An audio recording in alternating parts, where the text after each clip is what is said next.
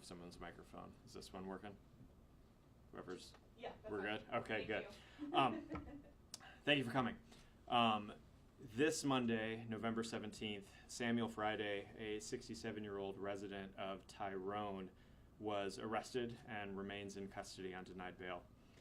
After receiving a report that Mr. Friday was soliciting underage teenagers for sexual conduct, Trooper Jonathan Hodges of PSP and a team quickly obtained a search warrant for Mr. Friday's Tyrone residence located in Center County. They found photographs, videotapes, and electronic storage devices all containing sexually explicit material.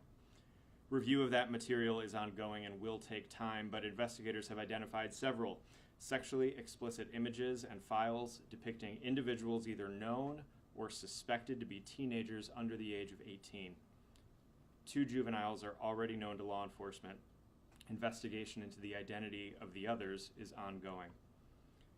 It is further suspected that Mr. Friday was not merely in possession of the sexually explicit images and the videos of minors, but that he solicited and produced them. It has been reported that Mr. Friday invited underage teenagers to his basement and offered to pay them cash in exchange for a range of sexual conduct, including wearing provocative outfits, which he provided, undressing, posing for photographs, and engaging in sexual activity, sometimes with him and sometimes while being photographed or recorded. In addition to the explicit images and files, a bed, provocative outfits, a wall-mounted digital camera, and sex toys were all found during the search of Mr. Friday's basement. As the investigation progresses, additional charges will be considered and filed as appropriate. Yesterday, Mr. Friday was charged by criminal complaint with multiple counts of possession of child sex abuse material, more commonly referred to as child pornography. A criminal complaint is a formal accusation that a person has committed a criminal act or acts under Pennsylvania law.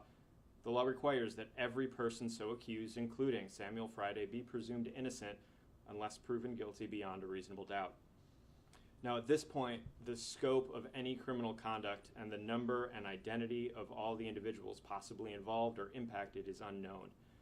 Anyone with information related to this investigation is encouraged to contact Trooper Jonathan Hodges at the PSP Rockview Barracks or by calling him at 814-355-7545 or County Detective John Aston at the District Attorney's Office at 814-355-6735.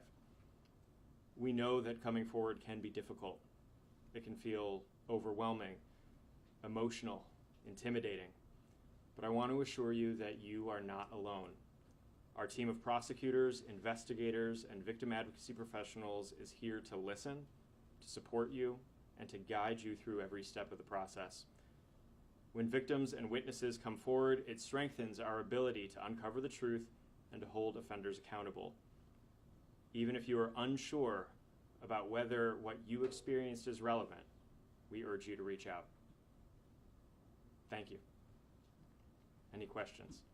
Mr. Friday, can you give us any background? Was he a coach, a foster? What put him in contact with juveniles?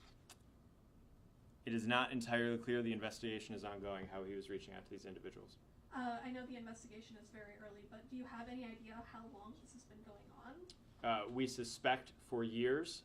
The earliest known instances are not yet known, but reports lead us to believe it is not a recent occurrence. The criminal complaint mentioned evidence of, I guess, video of 2 other men. Is it suspected that there are other individuals who have committed criminal conduct in this case? It is unclear who may or may not be involved and if their involvement might be criminal. Certainly not everything that has been recovered is automatically criminal or automatically implicates criminal conduct. But the investigation is ongoing as to the scope and reach of any criminal conduct that may have occurred. Do you suspect there are other victims? We have certainly reason to believe that there are other individuals under the age of 18 included in the material that has already been reviewed, yes. Is there something specific that happened that led to the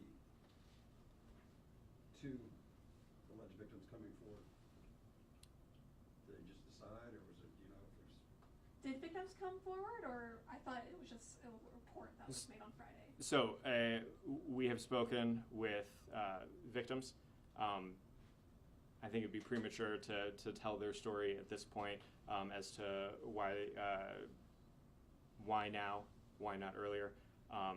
So I will defer for that. But did you speak to them after that report was made on Friday, or did they come to you? The initial reports came through. PSP made contact, and PSP has spoken with both of the individuals whom we believed are identified. Do you know if he was grooming victims or simply offering them money? At this point, it's premature. We don't have any information one way or the other on that. Just to be clear, there are juveniles pictured in these photos and videos, two of whom you know who they are, but there are others who you do not know who they are. There are others who we do not know, and we do not yet know for sure that they are juvenile. They appear youthful in appearance, but we certainly have reason to believe through a combination of reviewing the videos and the conversations with the witnesses that other underage individuals may have been involved. Do they seem to be, this is gross to ask, I'm sorry, but do they seem to be teenagers, children? Do you have an idea? We have no indication of any children in the sense that they're not teenagers. Every report that we've had so far and every indication that we've had so far leads us to believe that the underage individuals are teenagers. Are all the known or suspected victims residents of Tyrone, or have there been others from any other towns or counties? That I do not know. It's been 24 hours since the story broke. Are you already hearing about other possible victims? I know that PSP has received calls from folks with information, and we encourage others to come forward as the investigation continues to unfold. It says in the criminal complaint that there was a weapon found during the search. Was that used at all to threaten the victims? Has that been said at all? We've had no information that weapons have been used to threaten anybody who was depicted in any of the images or video files.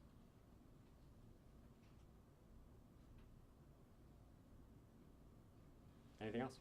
Mr. Friday live alone? No, Mr. Friday lived with, I believe it was family members at his address. At the same address where At the same address. I believe he had two elderly family members at the same address. Do you have any sense of if additional charges against him are going to be filed related to, physical acts, when that might occur? At this point, it's a very early investigation. There's a lot of information to process, a lot of folks that we want to have conversations with. We're certainly eager to uncover what's going on here quickly, but we're going to consider additional charges in due course. Once we have the information and we're prepared to file additional charges, they'll be filed.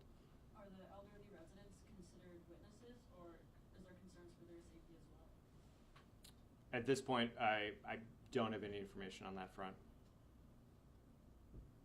Besides this phone number, if someone does have information or they think they have information, how can they reach out? Detective Aston, other than phone number coming by the office, are there other ways that folks can reach out? They can come to the district attorney's office. They could also use the general email that the district attorney has. We also have anonymous tip line, and I believe the state police does as well.